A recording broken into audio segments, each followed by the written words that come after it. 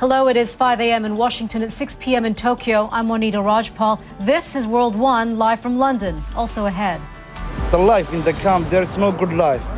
There is no enough food. There is no job.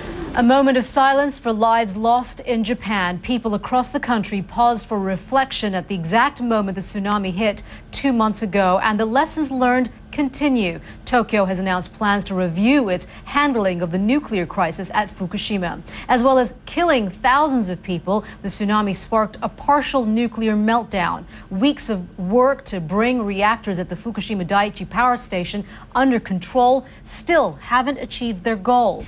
Well, CNN's Kyung La has revisited some of the areas hit hardest by the tsunami. She joins us now from Ishinomaki near Sendai. And Kyung, I was reading one of your tweets earlier this day, and you said that little progress had been made and looked like the tsunami and the earthquake hit just yesterday.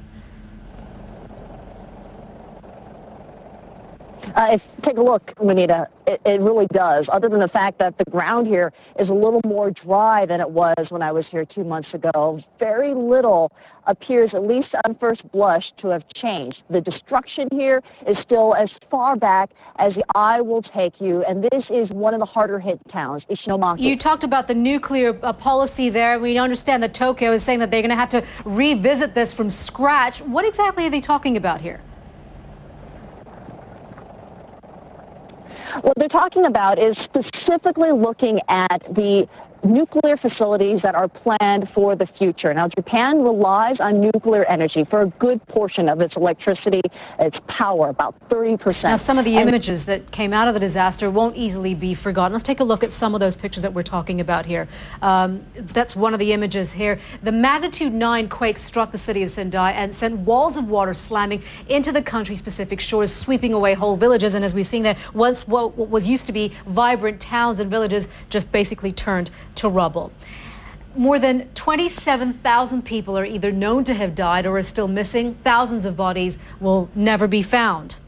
And again, this is what they are reduced to living. For the survivors, life may never go back to normal. About 130,000 people lost their homes and are still living in shelters.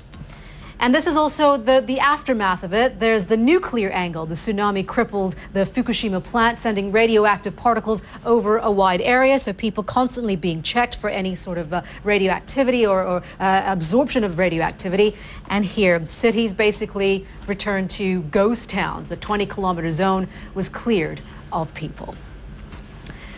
Syria's state-run news agency says more than 2,600 people it describes as rioters have been released from custody. There are reports several activists and opposition figures were among those freed. They had been detained as part of a crackdown on public opposition to President Bashar al-Assad's regime. But across Greece are on strike again. These are live pictures of Athens as workers take to the streets right across the country. They say they can't take any more wage cuts or other austerity measures, and as Athens struggles to live within its means, it may need more outside help. That's on top of a $158 billion bailout from the EU and the IMF that staved off a financial default last year.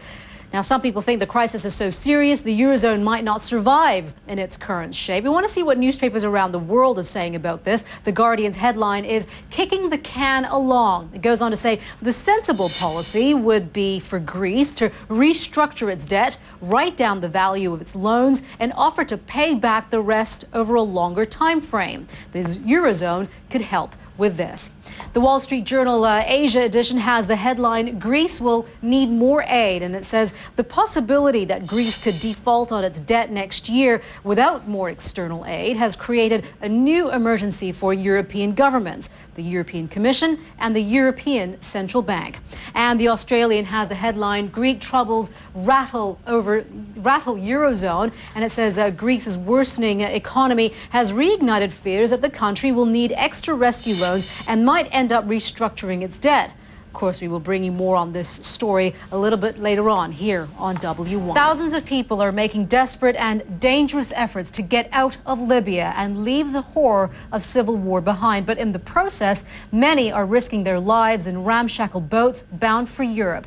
We're hearing more and more of these journeys ending in tragedy. From Tripoli, Nima El-Bagir reports.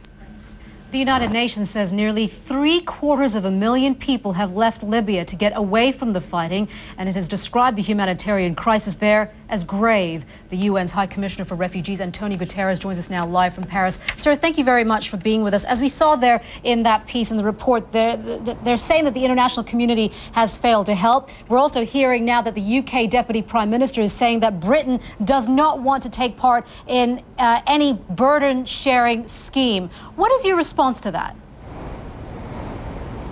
Well, I think it's extremely important, first of all, for all those that managed to cross the Mediterranean. Welcome back. Let's take a look at what's trending on social media right now. At number 3, the internet's alive with the sound of music. Google has launched its own rival to Apple's iTunes store called Music Beta. The service will be cloud-based, which means users will be able to upload songs and films to an online storage area and stream them to Android smartphones and tablets. I really don't know what I just said there.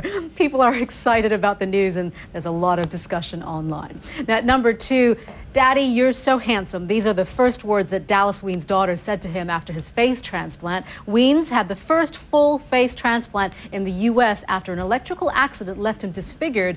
People are posting messages of support online, saluting his bravery. And at number 1, this man right here, Bob Marley. It is 30 years to the day that the Jamaican reggae star died of cancer, and social media is filled with people talking about their experiences of seeing him live, as well as their favorite songs. There's also a lot of chat about what people are doing to celebrate his music. Well, let's dance to a different beat now and talk sport. Pedro Pinto joins us now with a look at what happened last night, and I'm thinking the Italian Cup didn't go the way that many had planned. You're absolutely correct. A big upset to tell you about, and it involved AC Milan. You know, this past weekend, Milan had clinched the Serie A title for the 18th time. You are watching World 1 live from London. Greece is getting more of what it doesn't want. More cuts, more strikes. You're watching World 1 live from London, crossing a line. They'll want a higher fence. Maybe they'll need a moat. There are an estimated 11.2 million illegal immigrants living in the United States. Most are from Latin America, and more than half are from Mexico. That's about 6.5 million people. Almost a quarter, about 24% of all illegal immigrants live in California. That's more than 2.5 million people. Another 460,000 are believed to be living in Arizona. The border state is a principal crossing for immigrants entering the U.S. illegally. Well, to those living along that border, President Obama was at pains to stress the positive. He says manpower has been increased and the flow of drugs and weapons slowed. But as Dan Lothian reports, that won't be much help when his reform bill goes before Congress. President Obama isn't the only one with his eye on the next election. The first serious Republican candidate looks set to throw his hat into the ring. Former House Speaker Newt Gingrich is expected to formally announce his bid for the Republican presidential nomination on Wednesday. On his political agenda, overturning the health care reform bill, eliminating the Environmental Protection Agency, and pushing for tax cuts. It's a prediction that's got Romans quaking. Around 1 in 5 of them are fleeing the Italian capital, fearful that a giant earthquake is about to devastate their city. The man behind the panic is seismologist Raffaele Bendani. In 1915, he forecast that today would be the day that the big one finally hit. So now Romans are racing for the countryside, and local newspapers are publishing guides on how to survive an earthquake. And he is the billionaire investor whose financial wizardry has made him a household name. So why is Warren Buffett applying for a job as branch manager of a small paper company? Just for laughs, really. Buffett is making a cameo appearance on the American version of the sitcom The Office as a potential replacement for dim-witted Michael Scott, played by Steve Carell. But he is facing hot competition. Other candidates include Will Ferrell, Jim Carrey, and Ricky Gervais. Stay with us here on World 1. Welcome back. You're watching World 1. We are approaching 6 a.m. in New York, noon in Berlin, 7 p.m. in Tokyo. We are still seeing some serious flooding in parts of the United States. Meteorologist Jennifer Delgado has been tracking some of the developments. She joins us now from the World Weather Center with more on that. Jen. Hi, Monita. You're right. We're talking about major flooding happening along the Mississippi River, and we're going to continue to see that dangerous with all the animals now that are being displaced from the flooding that's been happening across that area.